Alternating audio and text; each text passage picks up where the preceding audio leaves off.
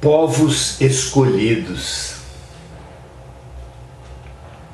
A Bíblia é, sem dúvida, um livro de alta sabedoria que merece ser lido e estudado, assim como Bhagavad Gita, a Cabala, o Alcorão.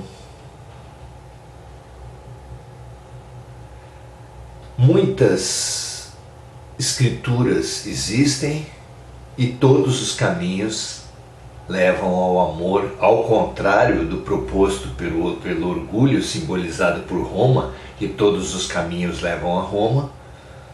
Todos os caminhos bem trilhados levam ao amor.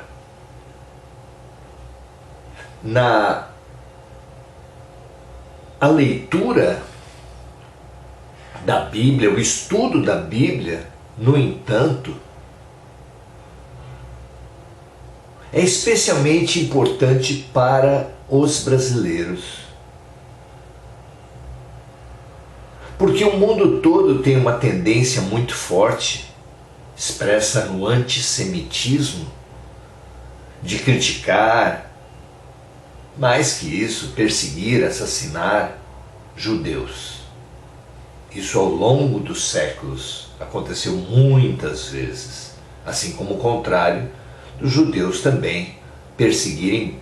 Basta ver os campos de concentração que eles fazem, não para o extermínio em massa nos campos,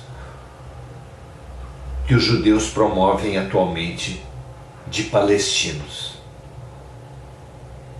mas que estão massacrando em mais uma guerra.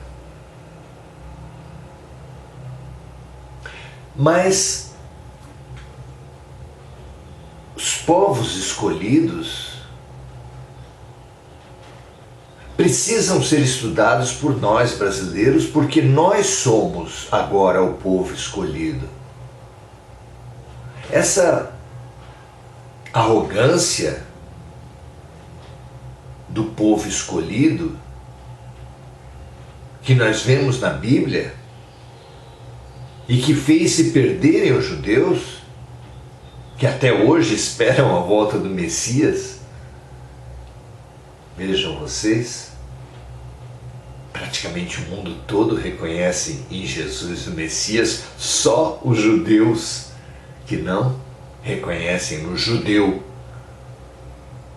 Jesus, o seu Messias. Essa figura é muito forte para falar de nós mesmos. Porque os judeus tinham um aspecto luz que merecia mesmo acolher Jesus. Eles eram o grande povo, até aquela altura da humanidade, que tinham universalizado a certeza do Deus único. Outros povos tinham tentado por momentos, a maioria dos povos tinha essa certeza iniciática em pequenos círculos, mas só os judeus tinham instituído e consolidado a crença no Deus único. Avanço fundamental, base para o advento do Cristo, assim como aprender as 4 operações é fundamental para fazer equações.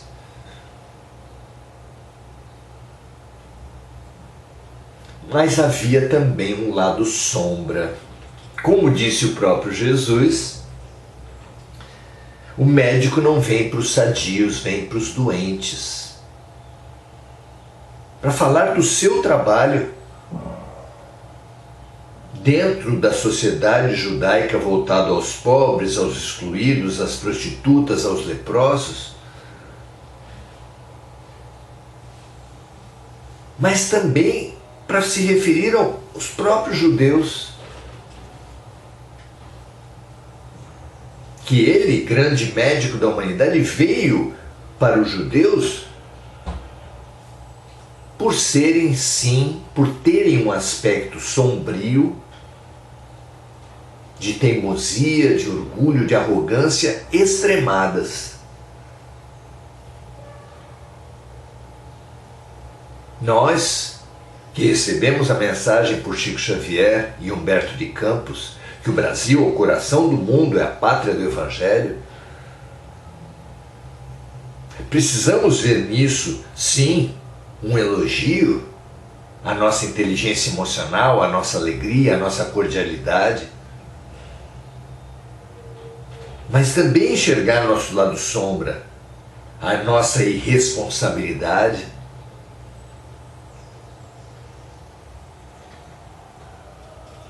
ao emocionalismo que tantas vezes nos faz perder e que agora nesse momento está sendo levado para a política extremada, para a religião extremada, em amplo prejuízo de todos nós.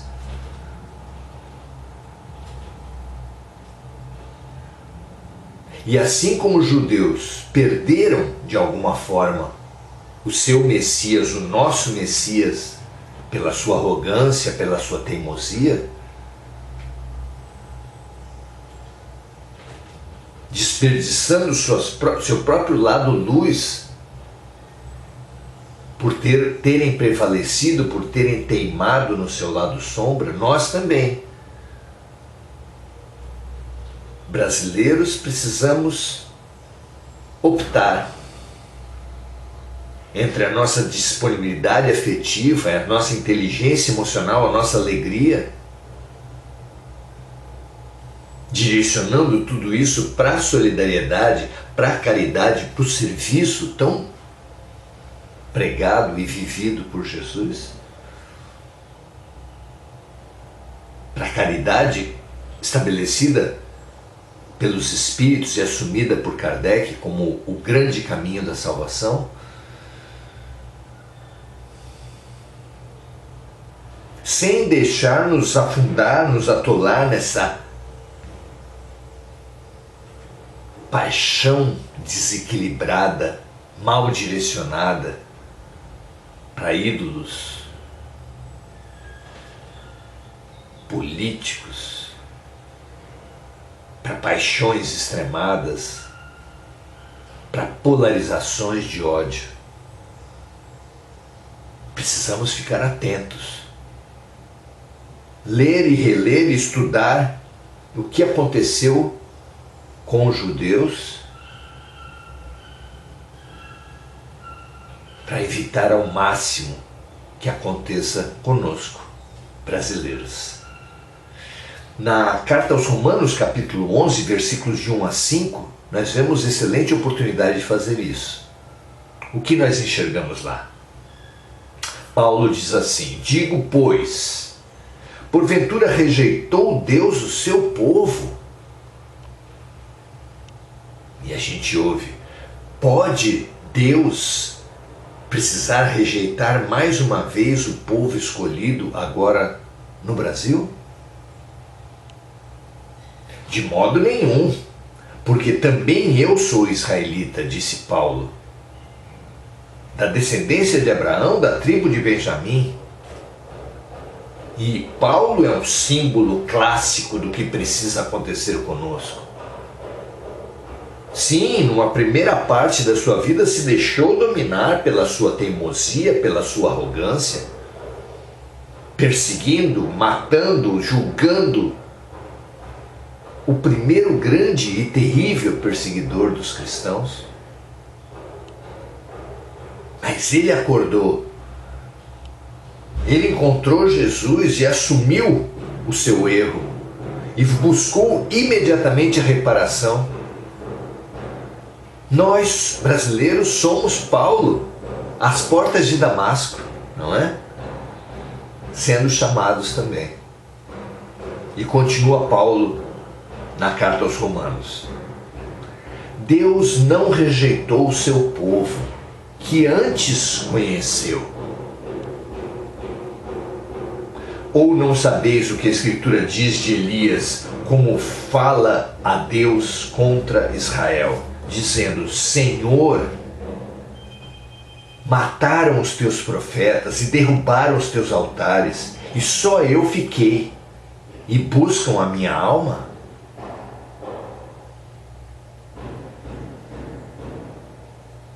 Nós também perseguimos Chico Xavier, Irmã Dulce, Padre Cícero, muitos luminares nós temos recebido.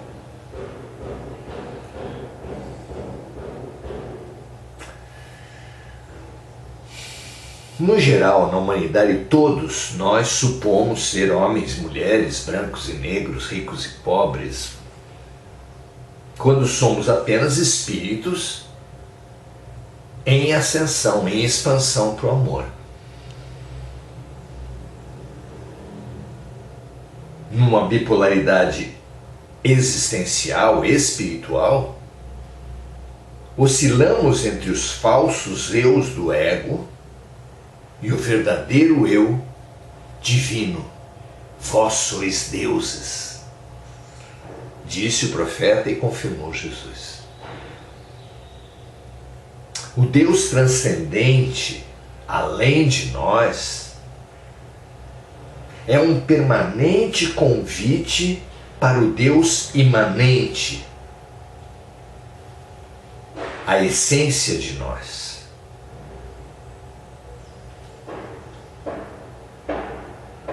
É como na parábola dos trabalhadores da última hora, o Senhor que veio à praça recrutar trabalhadores.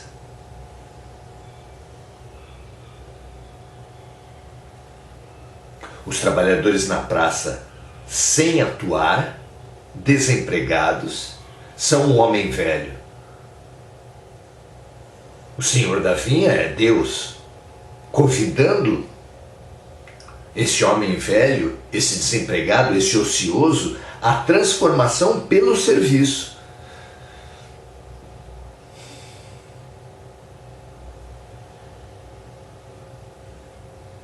Porque aquele trabalhador ocioso, passando pelo serviço, se transformará num homem novo. É o que promete Jesus, é o que exemplifica Jesus no seu permanente convite a toda a humanidade. Tudo que acontece, a todo momento, é convite de Deus a um amor que não pede pensamentos ou palavras, mas ação total, ser integral. Um amor que ama em liberdade não obriga, só convida. Ainda que os ociosos vejam nisso rejeição. Somos nós que o temos rejeitado. A parábola não diz, mas depois do último chamamento, do último convite do Senhor da vinha, ainda permaneceram alguns trabalhadores na praça. Somos nós que o temos rejeitado. Assumamos, não para nos punir, para nos subestimar, mas assumamos os nossos erros, a nossa teimosia, o nosso orgulho, o nosso ódio,